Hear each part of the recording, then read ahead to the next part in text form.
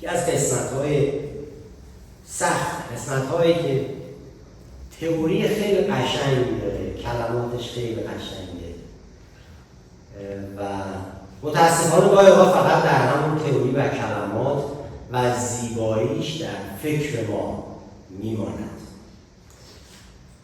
اما پولس اینجا خیلی واضح داره میگه، به کیا داره میگه؟ به قرنتیان داره میگه، به کلیسای قرنتوس که کلیسای قوی بود در زمان پولس. همه عطایایی داشتن، عطای نبوت کردن، عطای شفا، عطایای مختلفی بود که اونا داشتن، خیلی قوی بودن. پولس داره با یه همچین کسایی میگه، یعنی با بیمانا حرف نمیزنه که چی نمیدونستن برای اولین بار میخوان بهش. داره به کسایی میگه که اینا مال ماست، مال منه، مال شماست، مال ماهایی که میگیم ما مسیح هستیم و اولین چیزی که از مسیحیت به ذهنمون میاد محبت خداست و میگیم، خیلی ها میگن مسیحیت یعنی دین محبت. ولی این مفهومش چیه؟ آیا همون چیزی که ما فکر میکنیم یا حقیقت چیز دیگه ایه؟ باید یه خورده از یک زاویه دیگه بهش نگاه کرد و پولس رسول اینجا در چند آیه نشون میده. اولش میگه که اگه من به زبانهای مردم و فرشتگان سخن میگم، بعضیا میگن کسایی که به زبانها تکلم میکنن و اینا از نظر روحانی خیلی رشد کردن که دارن تکلم میکنن، اصلا این نشان رشد روحانی نیست. حالا میرسیم هیچ کدوم از عطایا نشان رشد روحانی نیست، ثمرات روحه که نشانه رشد، نه عطایا. و اینجا پولس داره واضح میگه اگه به زبانهای مردم، فرشته‌ها و هر چیزی بخوای صحبت بکنی، اینقدر عطیه داشته باشی، اما اگر محبت در وجودت نباشه هیچ سودی نمیبری. و لغتی که به کار میبره مثل یک طبل میان تهی و سنج پر سر و صدا هستیم. ما ایرانی ها به خصوص طبل و سنج و اینا رو خوب میشناسیم، نه؟ سر و صدا زیاد داره. یه موقعی میشینیم فکر کردیم مثلا الان یه لشکر 2000 نفری تو خیابونن، یه دویدیم میبینیم یکی یه لنگ گرفته دستش به چوب بسته و 2 نفر زنجیر دستشون و بعد 4 نفر بیشتر نیستن، ولی شامونه ها هیچی به قول معروف. سر و صدا زیاده و فقط تو خیابونای تهران نیست، گاهی اوقات در وجود ماها سر و صدا خیلی زیاده، ولی در اصل میان تهی هستیم و پر سر و صدا. اگر قادر به نبوت و درک اسرار الهی و تمام دانش‌ها باشم و دارای ایمانی باشم که بتوانم کوه‌ها را جابجا بکنم، ولی محبت نداشته باشم، هیچ هستم.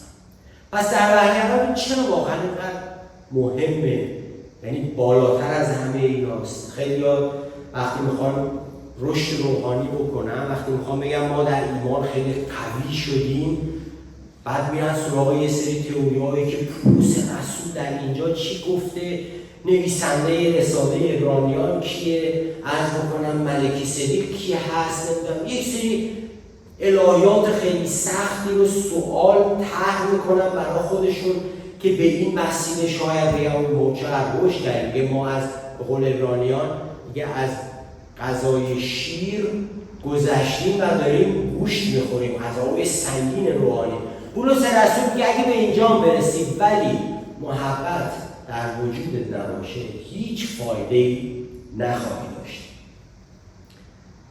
اما آنچه که در آیه 3 اشاره میکنه که میگه اگه تمام دارایی خود را به فقرا بدهم و حتی بدن خود را در راه خدا به سوختن دهم اما محبت نداشته باشم هیچ سودی عاید من نخواهد شد. در واقع بدون وجود محبت ما نمیتونیم این کارا رو بکنیم و اگر فکر میکنیم محبتی هست باید نگاه بکنیم که این محبت یک محبتیه که در ذات هر انسانی هست، اون عشق و محبت و اینا که به من ابراز میکنه، یا محبتیه که خدا در دل انسان قرار داده. خیلی‌ها در اون زمان فکر می‌کردن و الان هم شاید خیلی‌ها فکر بکنن در سال 1000 تا سال 1517 به جور دیگه‌ای فکر می‌کردن که آدم میتونه با صدقه دادن، نه فقط توی جاده اتوبان تهران قم نذاشتن، همه تو آلمان، توی اروپا تا 1500 سال پیش هم همچین تفکری بود که میگفتن آدم اگه صدقه بده، پول بده، عرض بکنم بره اموال خودش رو بفروشه به فقرا بده، از اینجور کارهای خیریه بکنه، این شخص به هر حال میتونه قسمتی از بهشت رو برای خودش تصاحب کنه. برگه هایی بود قبل از نهضت پروتستان میفروختن، بهش گفتن ابلسبریفه. برگه‌ای بود که شخص می‌خرید، پول میداد، اینا رو تهیه می‌کرد و با این برگه در واقع گناه‌های عمش، عموش، خالش و هر کی که بود اجدادش رو یه تخفیفی بهش حاصل می‌شد. خواستن بخرن در واقع محبت خدا رو.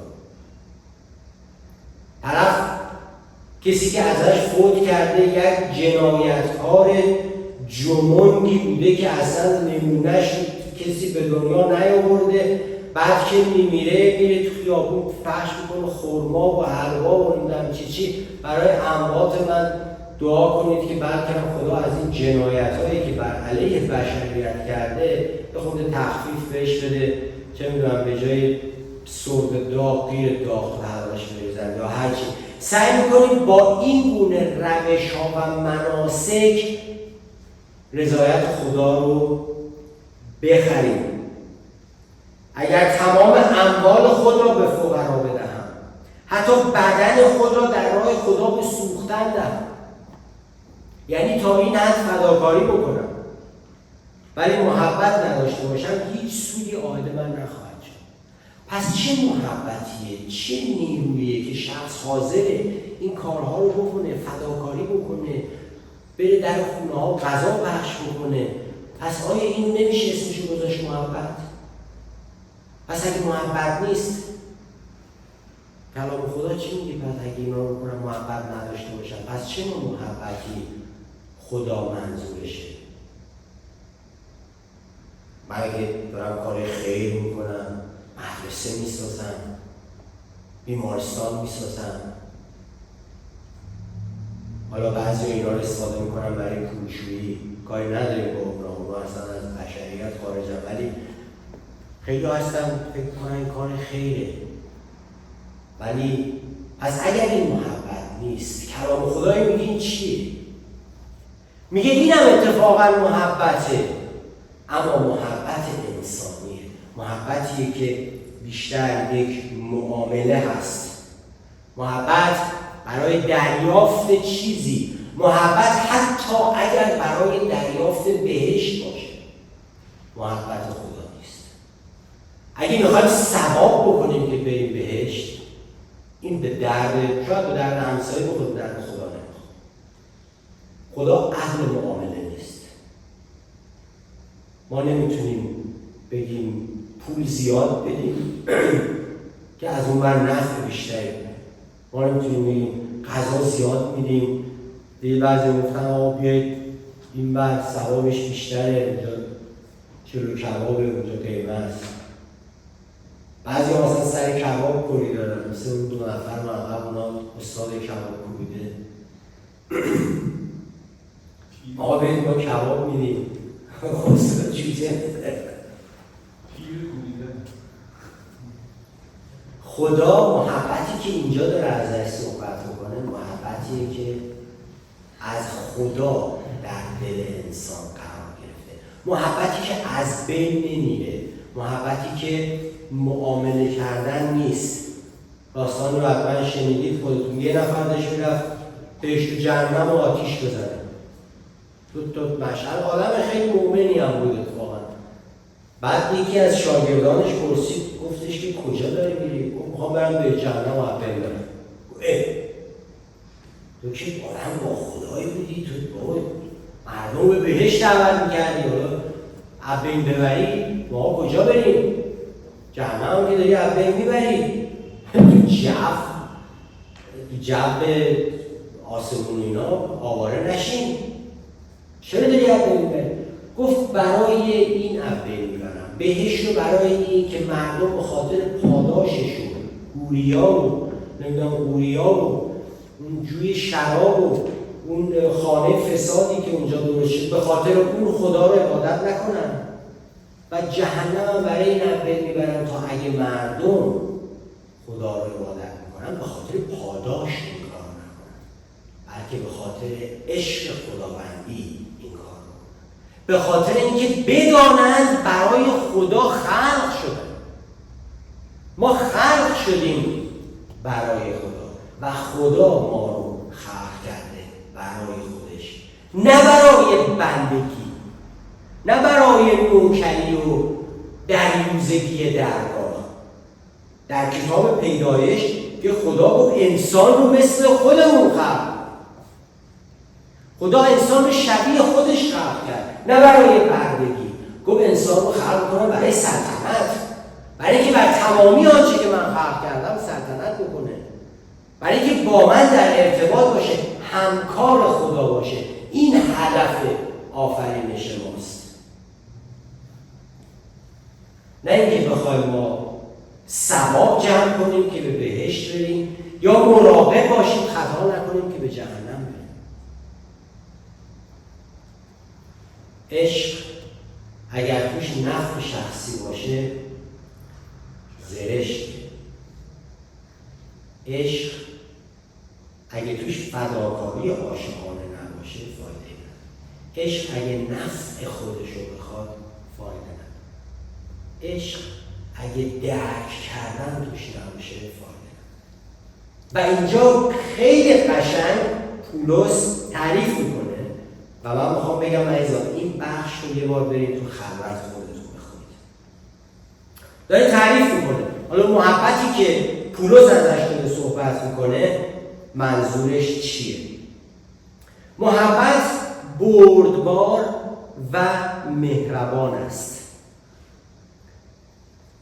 بردبار و مهربان است، تحمل میکنه، بردباری داره، مهر درشه، عشق درشه، معامله درش نیست، عدم بردباری در اون نیست. در محبت حسادت، خودبینی و تکبر نیست. خیلی ها طرف رو دوست دارن، دوتا دوستن، رفیقن، یک زمانی هم اتاقی بودن، با هم دوست شدن، همکار بودن، با هم دوست شدن، آنچنان از محبت حرف میزنن، آنچنان از محبت حرف میزنن کردن. فقط کافیه یکیشون پیشرفت بکنه و اون یکی نکنه. حسادت میاد و محبت غلبه میکنه. محبتی که محبت انسانی است، اما محبتی که از خدا باشه حسادت نداره، کبر و غرور نداره، فخر نمیفروشه، خدماتش رو نمیشماره.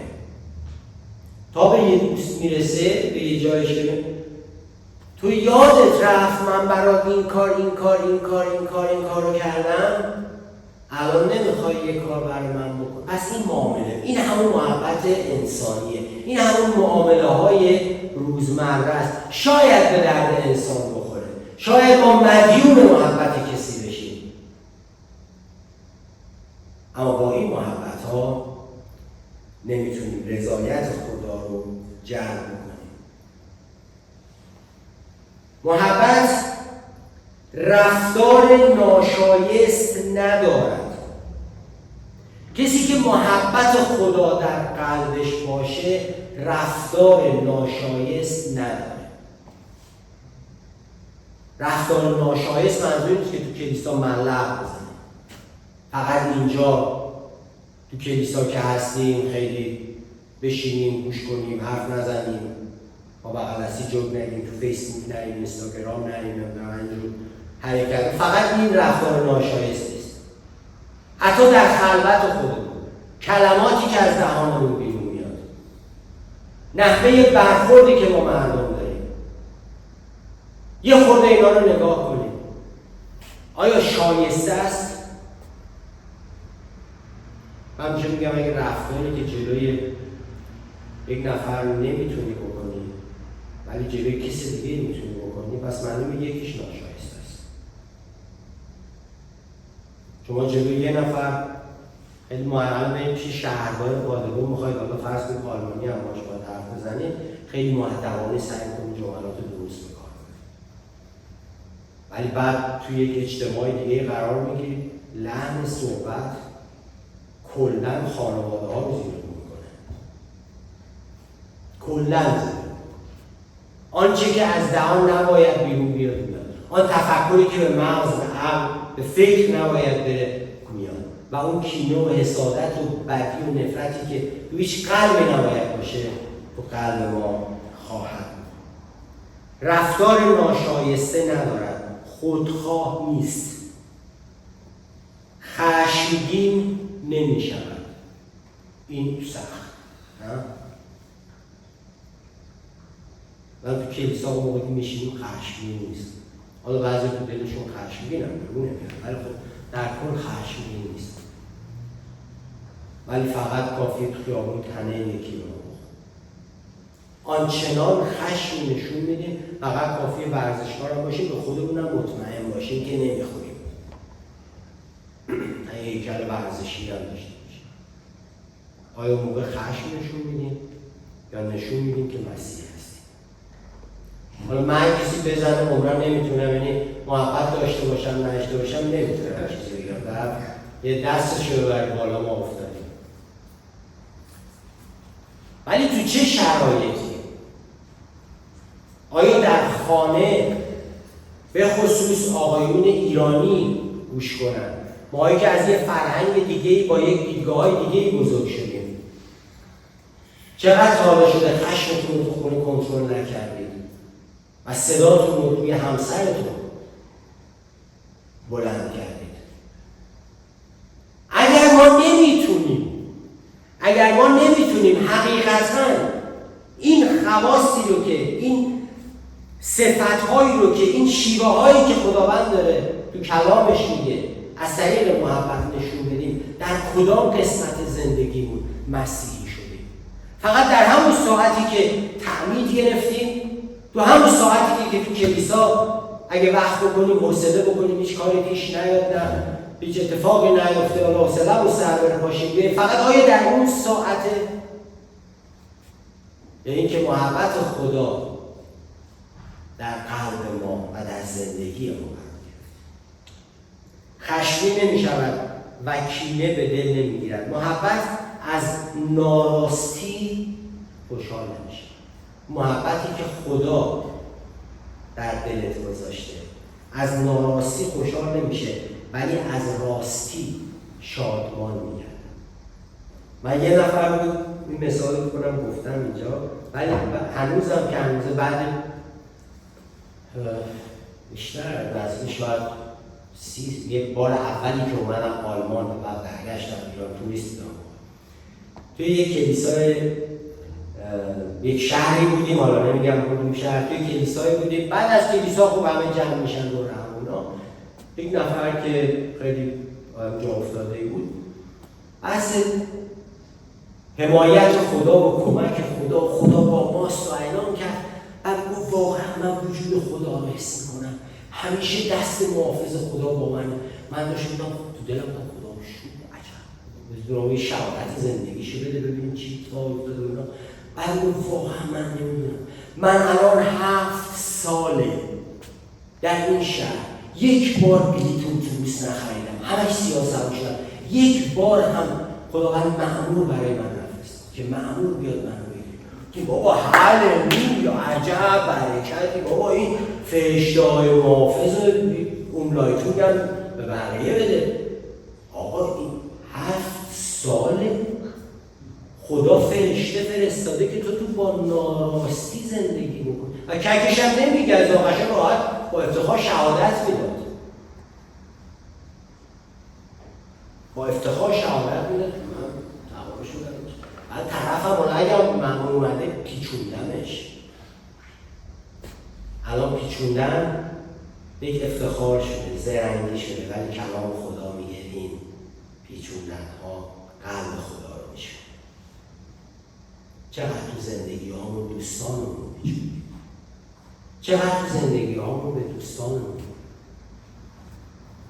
به اونایی که بهشون گفتیم دست دوستی داده بودیم، مثل داداشمی، مثل برادرمی، من دوست دارم، ما با همین، من جونم برات میدم، 1 سال 2 سال هم اتاقی، همکار، بعدم این 2 تا دوست، 2 تا برادر مثل 2 تا دشمن میشه. چرا؟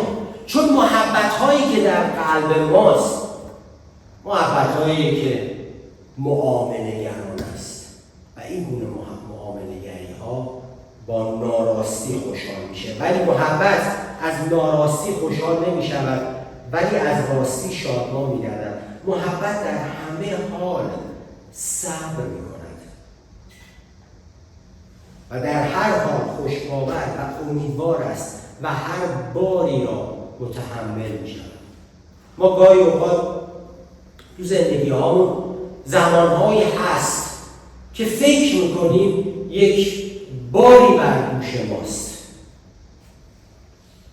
و فکر میکنیم کسی که در کنار من شاید بگم آرش، حالا آرش رو بگم چون واقعا مثل پسرم میمونه، خیلی چندین ساله و میدونم به دل نمیگیره، مستقیم آرش رو میگم. مثل آرش مثلا من روش حساب میکنم، میگم واقعا میتونم برم پیش آرش درد دل بکنم. آرش تحمل میکنه، آرش بردباره، به من تسلی میده و چقدر انتوشت شدیم و چقدر دردناک بوده که وقتی رفتیم پیشش به جای اینکه باری از ما برداره یک باری هم بر دوش گذاشته، یک زخم دیگری زده.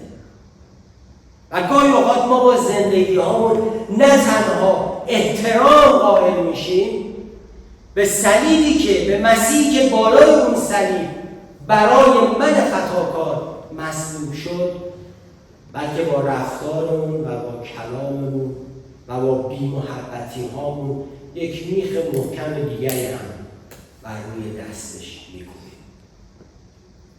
و بعد میخوایم خیرات بدیم، بعد میخوایم کمک بکنیم.